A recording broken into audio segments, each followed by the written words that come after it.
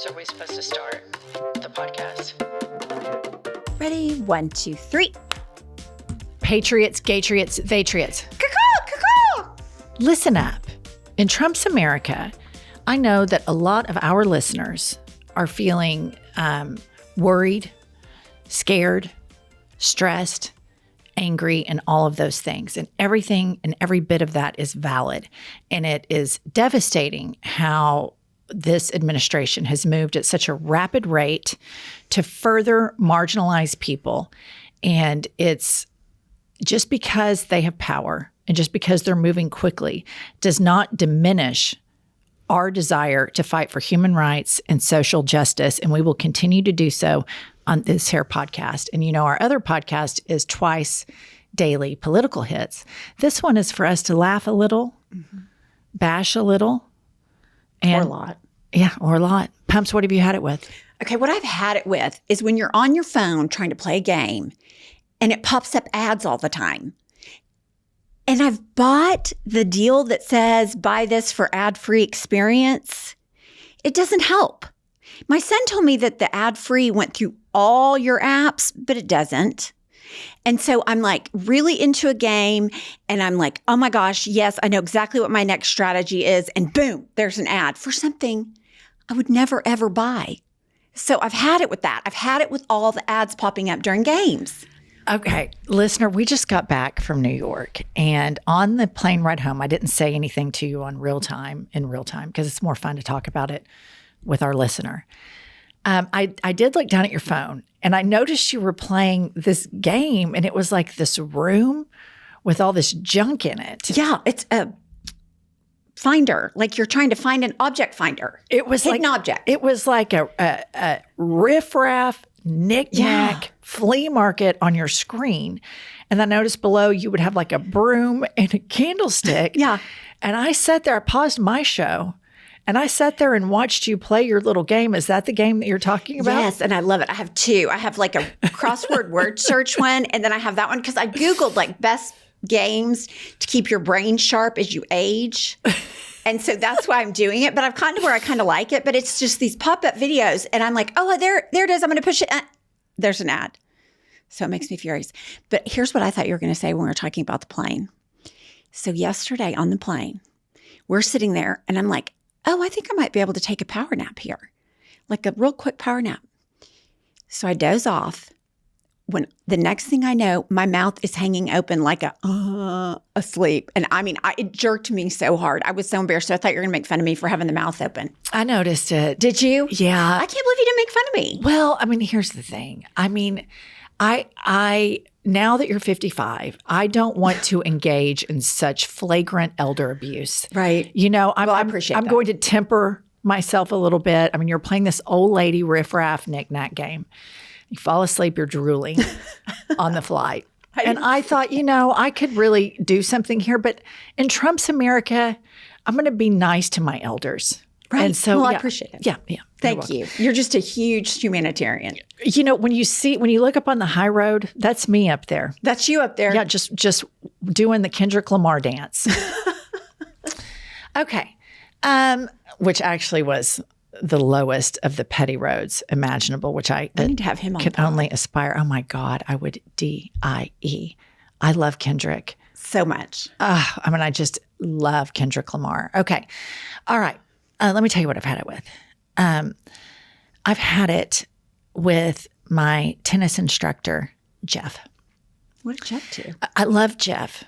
I can't live without Jeff. Jeff and I have tennis sessions every day at lunch, as you know. And there was this session probably about 3 weeks ago, and everything is happening correctly. I am hitting my forehand, I mean, pro level. I'm brushing the ball. The form is perfect. I'm relaxed. I have the perfect kind of tennis grunt when I'm doing it. And fucking Jeff says, God, you're really hitting the ball great today. Every ball he hit me after that was a complete shank, hits the net, goes out. It was a total catastrophe moving forward that he complimented me. And here's where I'm so fucked up.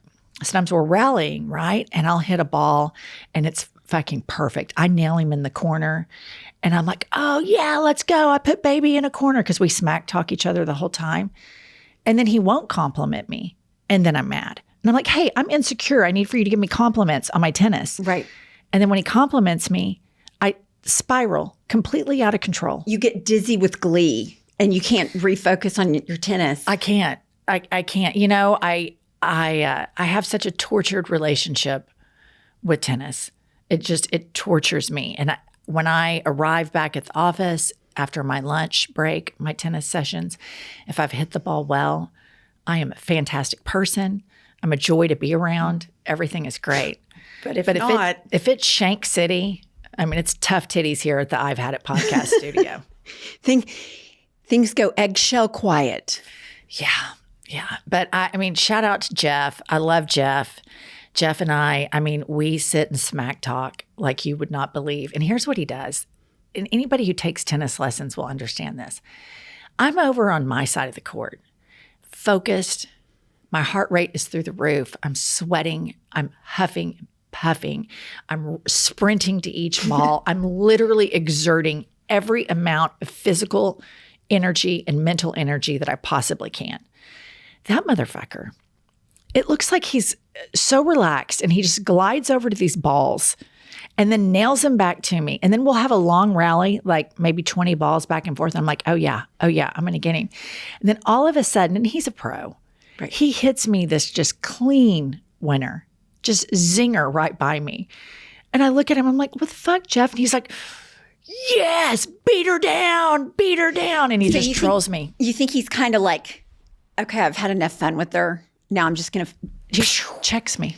Yeah. He makes sure that I don't feel too good about my tennis game, which is a really good marketing strategy. Did you keep going back? Because I keep going back every day. And I have this... I mean, Jeff is really probably one of the most important people in my life, I realized, besides my French bulldogs. I was going to say the French bulldogs. And my children, like it's a very integral part, especially in Trump's America, being able to go in and hit balls and grunt really loudly. I think the grunt's key. Yeah. And I don't care who's in the tennis center. I grunt. It also reminds you to breathe. But anyway, I've kind of had it with Jeff, but I can't quit Jeff. I was going to say, you've had it, but you're not quitting him. I could never quit Jeff. I'm going to hit it, but I'm never going to quit it. That's right. Because I love Jeff. Welcome to I've Had It. I'm Jennifer. I'm Angie. She is a year older. And just rolled my eyes so hard you couldn't see it. Well, I mean, you know, I think that you're worthy of celebration. You are the star of our show. Yeah. And I want everybody in this community to wish Pumps a happy birthday. It was on Monday.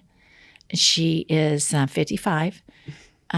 Just older than me, but because she has crossed this threshold, and she explained it to me accordingly. When you're 54 and lower, you can round down. Right. But when you're 55 and higher, you got to round up. Right. And we all know, for all of those I've Had It Stan listeners, you know that we are now 5 years away from her cutting bangs.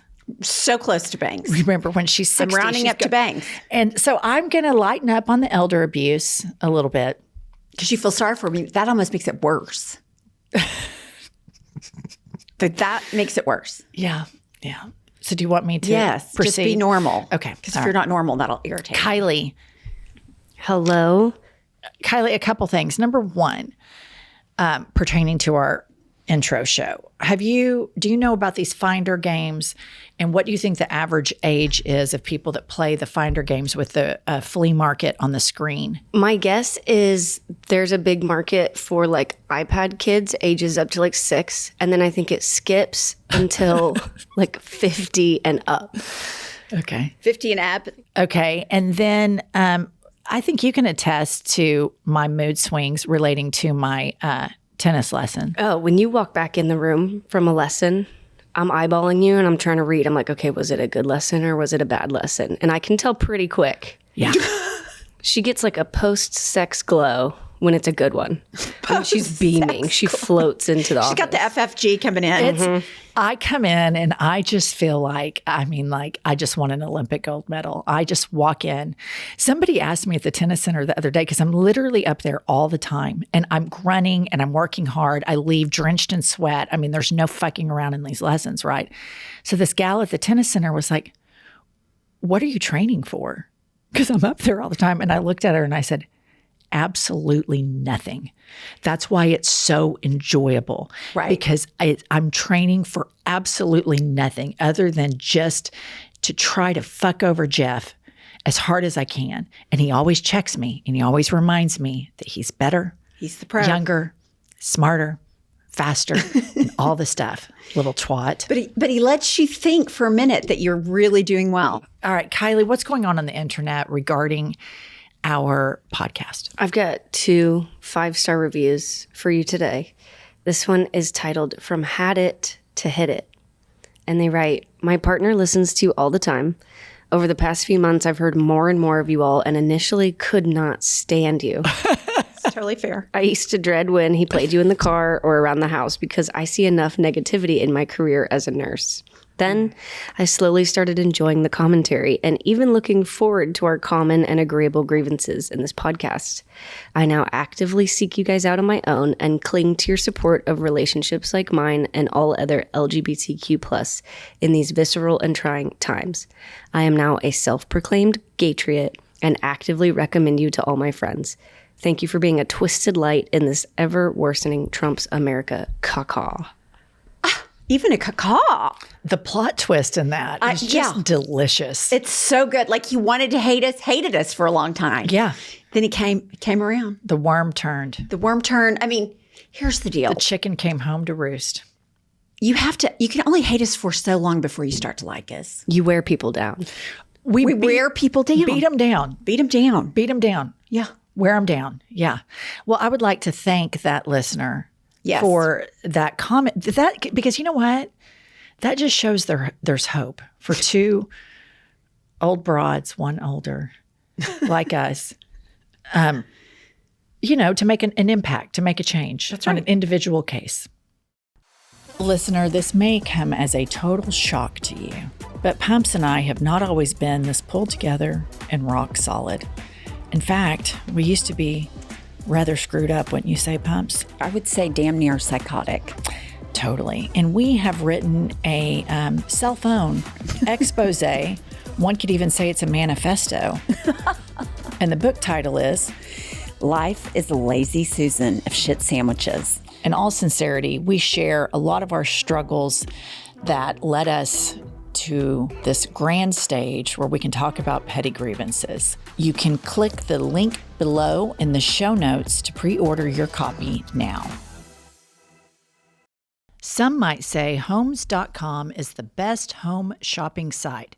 Could it be because it has a sleek, spam-free site or the most in-depth school info? Homes.com knows every parent wants the best for their kids, so they're the only ones with school and district details and reviews from multiple sources, including niche. It may be Homes.com's super comprehensive and transparent agent directory, or maybe it's that Homes.com is the only site that always directly connects you with the listing agent who knows the home best. Perhaps it's because Homes.com has the most in-depth neighborhood content of any home shopping site that's extensively researched to highlight the personality of each neighborhood. Homes.com has 22 data visualization layers, 7 environmental layers, and allows you to search by commute and architectural factors.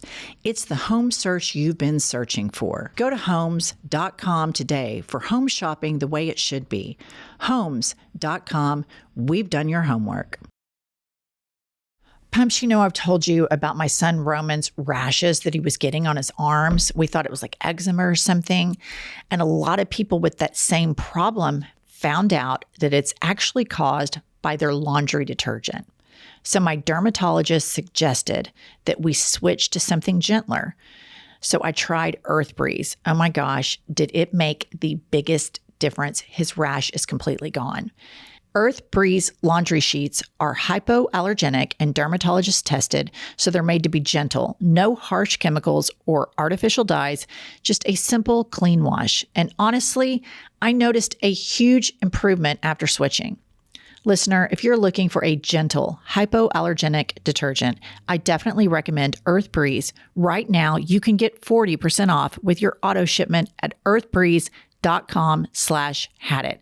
Again, that's earthbreeze.com/hadit. All right, Kylie. All right, this one's 5 stars, titled Code Cracked. And they write, these two biddies harp on and on about shrieking toddlers, bratty kids, and enabling parents. You may ask yourself why they furrow those Botoxed brows into such school marmish pretzels. Alas, I have the answer. They see and discuss the biggest tantruming toddler dumping his filthy diaper all over our government, constitution, and country, and now he has added another spoiled titty baby to his playpen to double down on the destruction. The biddies are trying to keep other parents from raising such monsters. There should be an award for such philanthropy. They are the bestest biddy buddies ever.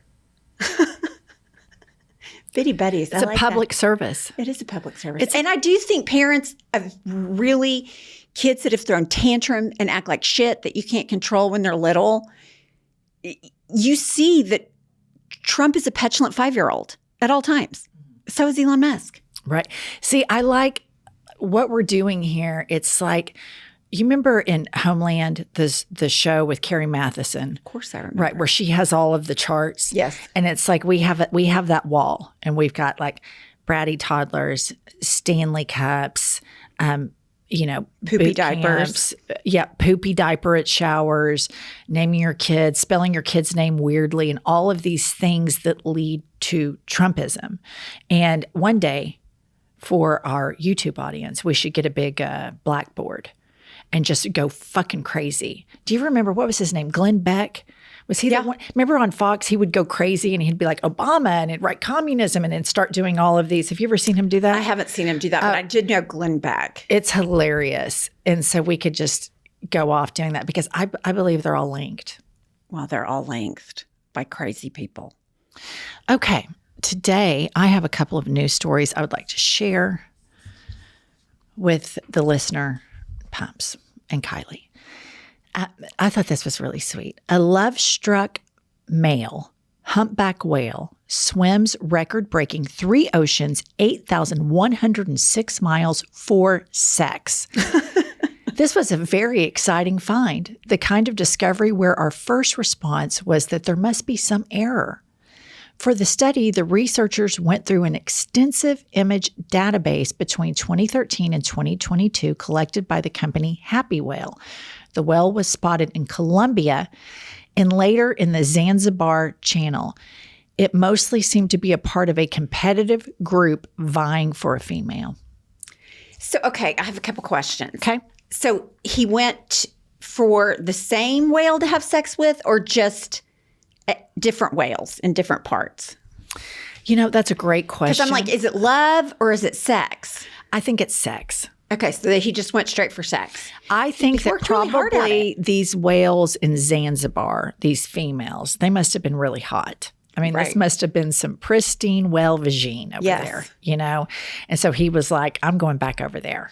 I'm going to go get me some of that gold-plated Zanzibar vagine. That's right. Mm-hmm. I like it. Good for him. Work for it. Okay, the next story is an MRI scan of dog's brain reveals dogs view their owners as family, which I've long believed. Again, the research is catching up with us because we're the ones who started calling our dogs our biological children. Now the scientists are Catching up. Yeah, all right. Emory University's MRI study on dogs found a strong emotional bond as they prioritized the scent of humans over other smells. This became notably clear when the caudate nucleus, the dog's brain reward center, showed more activation in response to the scent of familiar humans than to other stimuli. These results imply that dogs perceive their human owners as family, as indicated by the parallel brain activation patterns in dogs and humans, particularly in response to emotional stimuli, as highlighted in articles by Big Think and the Smithsonian Magazine. Well, I mean, as we all know, our dogs are the absolute love of our lives. And I just guarantee you that my brain does everything his brain does because I'm so excited to see him because I think he's family. Dogs really are. I mean, they are our family, and cats and like our pets are our family. They are. Yes. Yeah, you love your pet, like for real. Yes. Okay. This is an interesting story. A Texas zoo lets you name a cockroach after your ex and feed it to an animal for Valentine's Day. The San Antonio Zoo offered a unique way to celebrate or curse Valentine's Day this year with its annual Cry Me a Cockroach fundraiser. For a donation, people were able to name a cockroach, $10, a rodent, $25, or even a veggie for $5 after an ex before it became a snack for a zoo animal. Would you do this? Oh my gosh, yes. I think that is absolutely brilliant. I think it's a great idea how to raise money, and it's fun and funny. I love it. Which one would you buy? Why couldn't I buy all three? There you go. A trifecta. A trifecta, the veggie, the cockroach, the rat. Yeah. I wonder if you watch the animal eat the rat. Like the snake eat the rat. Yeah. I guess other animals eat, but I always just associate it with because their mouth gets so big and then you can see it passing through. I kind of might want to see that. You would? Yeah, if I named it after my ex. Yeah. Just go all the way in. Yeah. All right. Kylie, do you think? would you do it? To raise money for a good cause, yeah, I would. You just wouldn't do it. I mean, like, if let's say it wasn't going to a good cause, you just like were at a bar and they said, here's what you can do. They had a snake with the rat that, I don't know, whatever cockroach is. And Would I name it after an ex? And, why not? yeah, I mean, I think you would. I think you would. Would you? I don't know. I would support the zoo. I would, what I would do, I would probably name it like after Ted Cruz or somebody like that. An ex, I don't like to empower like that. Right. Do you know what I mean? No, like, I totally in my know brain, that. But it's not like you're going to tell them. I know, but even just the action of doing, I feel like I would be empowering them real estate in my brain that it mattered enough for me to spend money To do it. Yes, I would rather it be, particularly this isn't Texas. Everybody knows on this entire planet that the most unfuckable man is Ted Cruz. On planet Earth. So if I'm on this zoo board, I would say what we're going to do is you can only name them after one person. Or maybe you throw in that governor. Yeah, the governor would be good He's too. such a dick. Yeah. That guy's a total dick. He's all about like total signs dick. anti-DEI stuff, and he's in a wheelchair. Right. And he's anti-work comp and he Filed work comp or Yeah. lawsuits. Yeah, he sucks. sucks. Okay. All right, let's get off of that. We need to laugh today. So I'm going to read some grievances from some of the members of our Patreon. The first one is Allie. And Allie says, I've had it with people naming their children after themselves and then calling them Junior. No. Quit being fucking lazy and figure out a name for your baby. So this is a really good point. And I do know that like narcissists see their children as an extension of themselves. Right. Like that they're so great and so important. And then look at how, this child, I'm surprised that Elon Musk didn't name that little X, the one that was humiliating Trump in the Oval saying, you need to shush your mouth. You're not the president. I'm surprised he's not Junior. Yeah, but he's like the 10th kid, so we don't know. Maybe the older one is. Yeah. Who knows? Yeah, here's what I do like, though. And my friends made fun of me when my kids were little. Like, I think it's a super cute, like, if you're the third, like Trey is what they call the third if it's a family name. And I have a friend whose brother-in-law was triple, and I thought that was so cute. Just like everybody called him Triple. And your friends made fun of you for that? Well, they made fun of me for liking that because they were saying that's the dumbest name. And I was like, no, I really think it's cute. I mean, he was an adult when I knew him, so it wasn't like a cute little boy, but I just thought. And he still went by Triple? No, I think to this day, right now. He's Triple? He still goes by Triple. Here's the thing that I have to say is I think that there is just a complete sabotage that people are doing for their children. And they're giving their kids these stupid spelling names. Oh, yes. And they are giving them weird names. And that kid has to live with that short-sighted, impulsive decision that you made where you wanted people to go, oh, no, I named my kid Angie, but I spell it N-G-E-E with an apostrophe over the E so that you look so smart and clever in that short moment. But really, it's stupid. Yeah, it's so stupid. And they're going to have to spell it the rest of their life. Yeah. Okay. Jordan says, and Jordan's nickname is Lamona.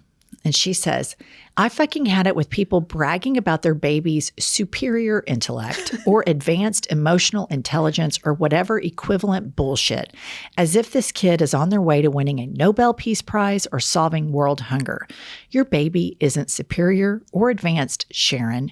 Your baby is 6 months old. He can't do math and he shits in a diaper just like our felon in chief. So it's not exactly a marker of greatness. Shut the fuck up. I'm not without any sympathy since I have a 4-month-old of my own. Of course, I personally think he's awesome, but I also don't feel the need to project grandiose wish fulfillment lies onto a tiny baby to cover up my own insecurities and shortcomings because I'm not a psycho pick-me fishing for compliments and the envy of my neighbors. I love my baby, but he is currently an unintelligent, incoherent, adorable little bag of poop, and that's about par for the course for the foreseeable future. I've had it with these pick-me parents and family members trying to compensate. This is a fantastic habit. We've kind of talked about this before, but she is so right. Like, everybody loves their kid. Everybody thinks their kid's special, but your kid's special to you. A 6-month-old, every 6-month-old pretty much does the same thing. There's not like, oh, your 6-month-old is doing accounting or your 6-month-old is, doing physics. Like, they all do the same thing. Eat, sleep, shit. That's it. I can't stand parents like this. I remember when Dylan was in kindergarten, and Dylan is my and Josh's oldest. And I believe it was kindergarten. It could have been like the year right before pre-K, or maybe it was kindergarten or first grade. I can't remember. But they invited the parents to come to the school so that the kids could read to you and you could see how well they were doing with their reading. I remember that. This must have been first grade. I think it was first grade. So Josh and I leave our offices. We go to the school. So the other kid starts and we all have to listen. And he's literally like, it's like he's reading War and Peace. I mean, it's like he's not missing a beat. Everything's perfect. Everything's spot on. He's crushing it, right? And I'm like, oh my God, like this is not going to be good because Dylan and I read at night and we're nowhere near this. So then we get to Dylan and Josh and I just like inhale, exhale. And this other mom is looking at me smug as fuck. I wanted to take my middle finger and just flicker and go, calm down, you twat. But I didn't. I let her take her victory lap. Right. So then Dylan reads and we're like, the like a first grader. Read. Well, fast forward, now they're both seniors in college and everything catches up. Everything at catches the same up. time. That's what I was going to say. They're both, This kid, and I still know this kid, he's no more accomplished than Dylan is. Actually, Dylan is graduating on time with a double major. This kid just got one. And so people put all of this emphasis on this early development and that in actuality, kids just develop when they get there. They do. Okay. Next up is Lauren B. What I've had it with is when people I go out to dinner with don't allow the rest of the people at the table to eat their food until 20 photos of people's food have been taken. It's always, let's take a picture of the cute brunch table instead of, this girl looks hungover, let her take a bite of her damn bagel. Okay. Number one, I don't have friends like that. Thank goodness. These people that want to take picture of all the food and stuff, nobody cares what you're eating, what your table looks like. That would drive me crazy. Like even if I loved those people, I would just X them out. I'm not going out to eat with them. We can go to different stuff, but I'm not doing that. That's ridiculous. I've had it with pictures of food. I've had it. It's when I look at photography, looking at pictures of food is just not that interesting to me. No, it's just one of the downsides of a cell phone. Everybody thinks everybody cares about what they're eating. And I've been to dinner with these people. It's like, wait. I need to take a picture of the food. And I'm like, you're taking a picture of the food? Like what? And then when I see pictures of food on Instagram, I don't engage with that content I don't because I either. don't want that content. I'm always wondering, like so many people I see taking pictures and videos of stuff that I walk by and I think, who does this person think is going to watch this or look at this? Like, this is the most boring, mundane, non-photo op that I've ever seen in my life. Like, who are they going to thrust this upon and bore to tears with this caption of history? I mean, I just think it's stupid. Do you think it's dumber, the coffee photos with the like foam art or the food? Oh man, that's a real tough one. Yeah, I mean that's just a real. That's dicey.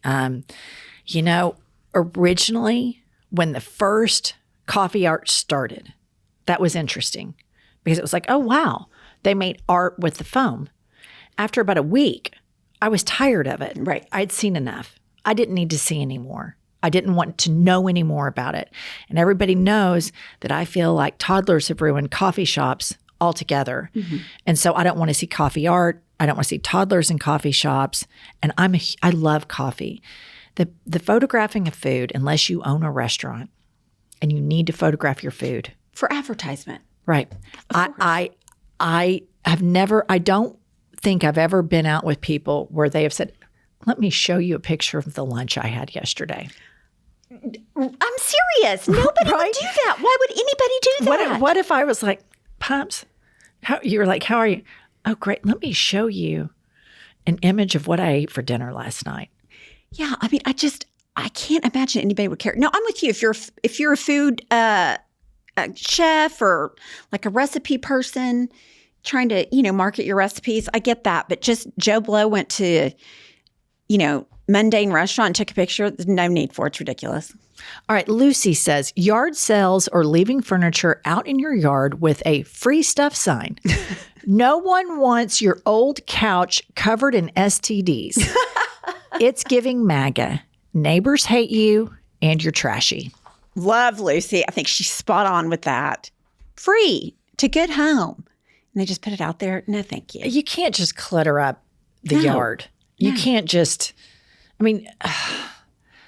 I have such an aversion to flea markets right now because I perceive what the current convicted felon that some idiots in this country decided to be a good idea for him to be in charge of everybody. He has like this online flea market. And any sort of riffraff, knick-knack, used furniture, I'm out on all of it. Okay, next up is Crazy Wheels. And she says, I've had it with gentle parenting and healthcare. No, your toddler can't consent to treatment in my clinic, so stop wasting my time asking them if they would like me to examine them.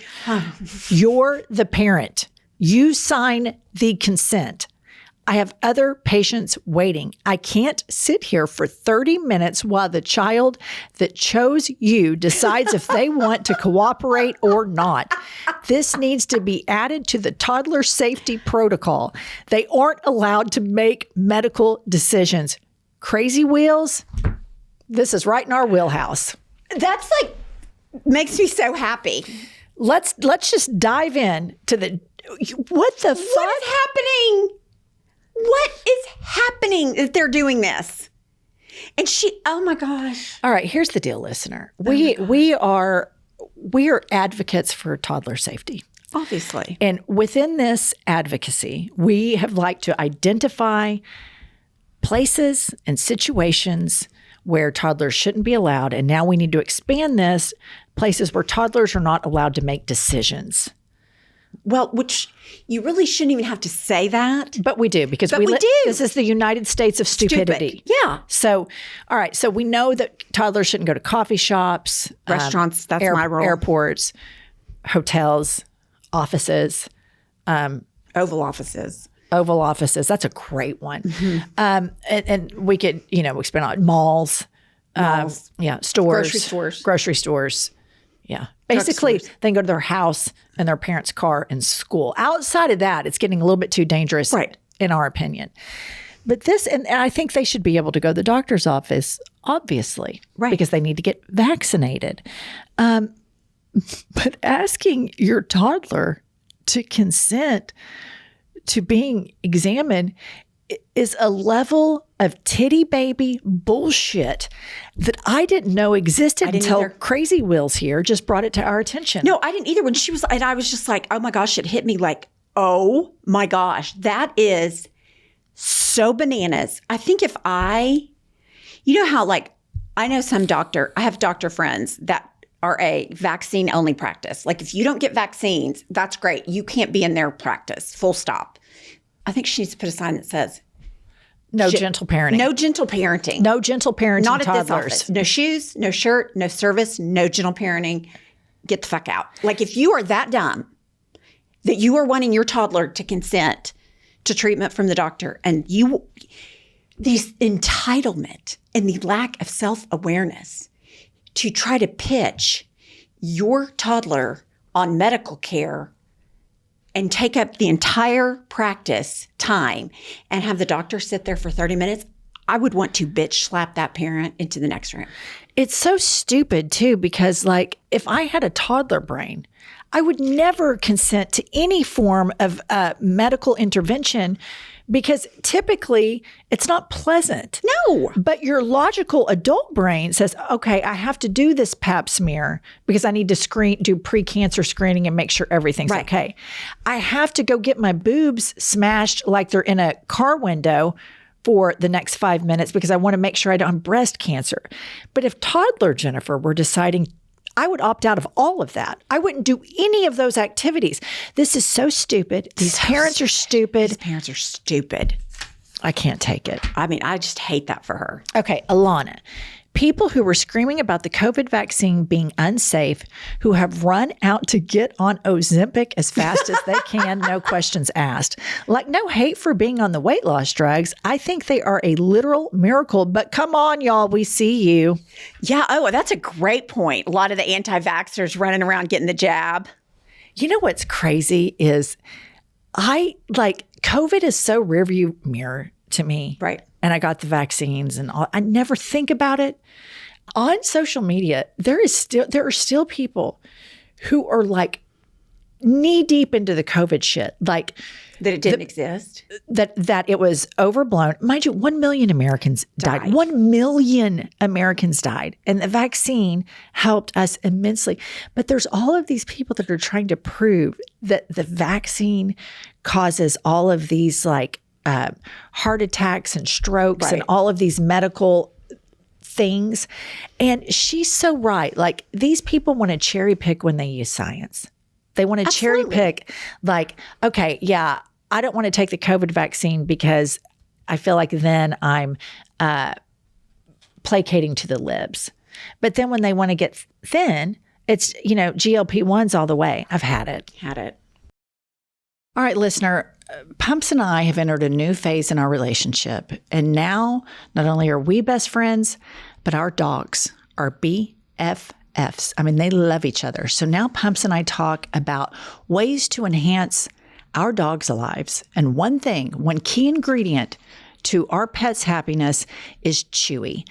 Chewy is the absolute best solution if you're obsessed with your animals. They offer pet prescriptions, pet insurance, telehealth, vet visits, and they're even rolling out vet clinics across the country. And let's not forget, Chewy has the best dog toys for your baby dog. They also have an auto ship feature. And so you're never going to get that look from your dog that's like, I'm so disappointed in you that you ran out of my favorite treats. So you can have it auto shipped so that your dog knows or your pet knows that you are the best pet owner imaginable. Listener, Chewy has everything you need to keep your pet happy and healthy. And right now you can save $20 on your first order and get free shipping by going to chewy.com/hadit. That's chewy.com/hadit to save $20 on your first order with free shipping. Chewy.com/hadit. Minimum purchase required. New customers only. Terms and conditions apply. Please see site for details. This episode is sponsored by Row. Listener, do you want the fastest working GLP-1 for half of the list price? Ro's got you. And I'll tell you what, Pumps used Ro. Pumps tell them. I love using Ro. The formula from Eli Lilly hits not one, but 2 hormones to curb your hunger and with less nausea. Plus, you can sign up online from the comfort of your own home. That means no waiting for an in-person doctor's appointment, no commute to the doctor's office, and no waiting rooms. Listener, Ro now offers FDA-approved weight loss vials for half the list price of auto-injector pens without applying insurance or savings cards, and with results you can see faster. Weight loss, it's faster. Confidence, higher. Price, well, that's cheaper. Join the over 385,000 people who have already chosen Ro to access GLP-1s. Go to ro.co/hadit to see if you qualify. That's ro.co/hadit. Go to ro.co/safety for boxed warning and full safety information about GLP-1 medications. 15% weight loss is based on a study in non-diabetics with obesity or overweight with a weight-related condition on 5 milligrams of medication and when paired with diet and exercise. Half the list price when compared to auto-injector pens and when paying cash without applying insurance or savings cards. Okay, Scott H. says, oh my God, I've had it with the way elderly people eat. Each bite is a struggle, and then it's a lot of open mouth chewing and slopping noises, not to mention food falling out. Not sure if I've seen Meemaw eat, but I imagine it's in this style. Okay, I don't think it is yet, but I mean, it's probably getting there. All right, Scott H. And he also has a pride flag next to his name. Scott H. Pride flag. I want to tell you something that I've noticed about Meemaw. So when you're younger, boobs are tight, ass is tight, vag is tight. All tight. If you're a guy, your balls are high and tight. Something that's never discussed, ever. And I think we might be the first people to discuss this in the public forum. When you're younger, your teeth are tight. Yes. And I've noticed in Meemaw, as she's gotten older, her teeth aren't tight anymore. No. And she is always got a toothpick in her mouth Always. after she eats. She says, ever since I've gotten older, I have to use this toothpick because I have stuff caught in my teeth. Well, my husband is about the same age as Meemaw, and he has the same situation. So I realized nobody on the planet is talking about that your teeth aren't tight anymore as you get older, because all these old people have all this food crammed in between their teeth. Yes, and they're sticky. Like you get stuff stuck more. Now, this is me, Scott H. The whole thing, I'm even getting ready to go get a new retainer. I haven't had, because I've got this thing in my, like the 2 front teeth are sliding open in the middle. So your teeth aren't tight anymore. No! My teeth the are dragons aren't tight. The teeth aren't tight. The vagine's not tight. Nothing's tight. Tight is gone. Those I'll tell you the what days. is tight is your forehead. Actually, I feel like I need a little more Botox up here. I mean, at least you can tighten that up. So tell me about this retainer. Yeah, so I was thinking I've got to go get a retainer. Like an Invisalign? An Invisalign. Yeah, our friend got one, and so I'm going to use her person. But I didn't realize that like you have to go every 2 weeks to the Invisalign place. You're going to go to the orthodontist? Well, that's where you get it. Okay. But yeah, I'm getting ready to get a retainer, Scott. Mm-hmm. What do you think is going to happen first, the retainer or the bangs? Definitely the retainer. All right, next up is Ali Escobar. I've had it with people stopping me with earbuds in, sunglasses on, and a full speed walking stride to pet my dog. Is he friendly? Bitch, I'm not. I've had it. Have that same gripe. Same exact gripe. Are people stopping you with Gliz? No, but sometimes with like when I'm walking the dogs, they're not talking to the dog, they're talking to me. And I'm just like, dude, sunglasses, earbuds, phone. Like, how are you not noticing I'm not in the chit-chat mode? Yeah. Happens a lot. Yeah. I mean, obviously, if Ollie was with me, they would stop me to tell me it's the cutest dog in the world. Let me ask you this. Do you, once you get stopped, do you feed him? Do you find yourself? No, I've really been trying to do better. You've brought it to my attention how bad I am at it. I've accepted the fact that I'm the problem in these situations. So I am doing a little bit better, especially if it's people like I'm better if it's people that I completely don't know. Right. But if it's people that I know and have some type of relationship with, I'm more inclined to chit chat than I am just a random person that, I've never seen before. They've never seen me before.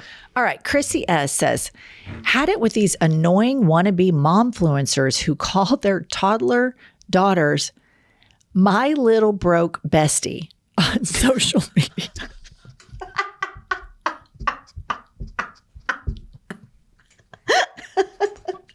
I didn't even know that.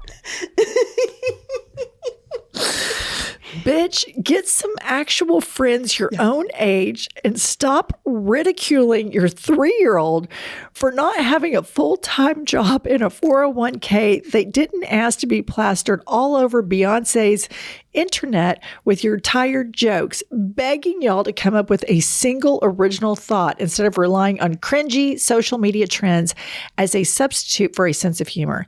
And guess what?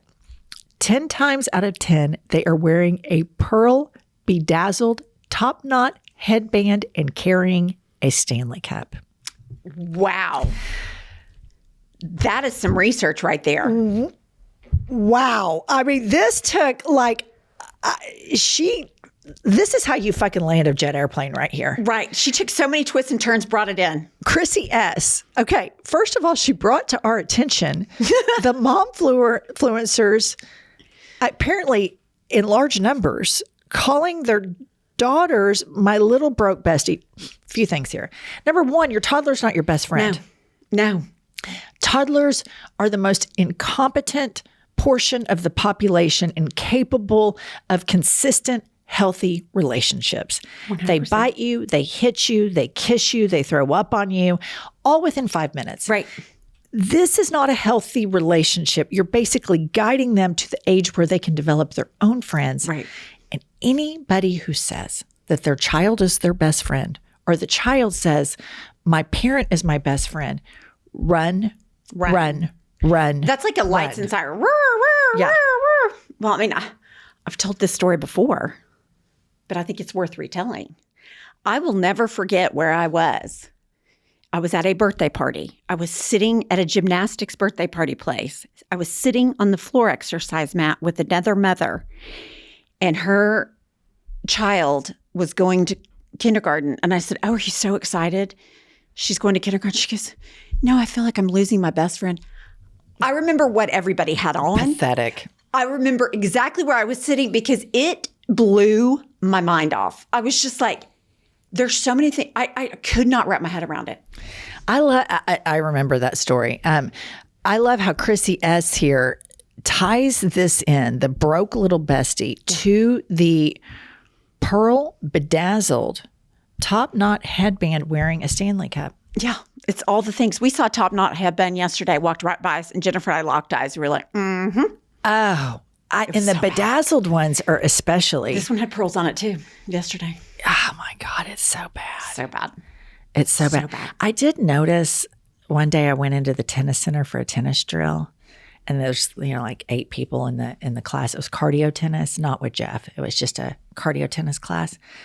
And I noticed as I was coming down the stairs to get on the court, I noticed a girl had a top knot headband on. By the time I got down and then through, and she could see me upstairs, coming downstairs to the tennis courts. By the time I got downstairs and got on the tennis court, that top knot headband was off.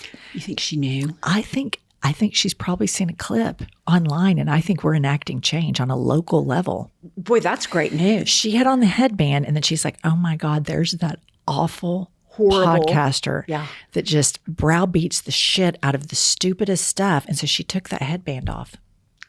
Kind of like it. I mean, that might be narcissistic of me to think that maybe that was an impact. Would she do it? Right. I mean, she already had a racket in her hand. I was running a couple minutes late. And so. Oh, she was in your group. Yes. Well, 100% then it was you. The headband went off and went back in the tennis bag. 100% it was you. Okay. Last one. Rena or Rayana? I'm going to go with Rayana, Rheanna. I believe this Patreon member lives in the UK. And she says, I've had it with MAGA in Trump's America. If he gets to rename things, we should too. I'm renaming MAGA to represent our America. Meemaws and gays assemble. I love that. That's a great way to do it. But see, the thing is, MAGA is so ruined. I mean, like every time you say just that word just sends me into orbit. But I do like the acronym change. I do like it. Here's just one thing I want you to know about MAGA. You know how how when you hear the Nazi and you hear Nazis and what a horrible implication that has. That is what MAGA is to us that have our eyes open, Right. and have critical thinking skills right now. But historically, the whole MAGA movement is heading to that direct fate. And I'm hopeful that we can all get our shit together and protest and intervene. But the shit that they want to do and the plans that they have for humanity are not good. Not good. Okay, listen, we have a Substack, we have a Patreon, we have merch, we have a YouTube channel, we have a book coming out at the end of May called Life is a Lazy Susan of Shit Sandwiches. And in this book, we go in depth about how fucked up we used to be. It's a juicy little read, to be honest. Anyway, Pumps, why don't you tell them? We will see you next Tuesday and Thursday.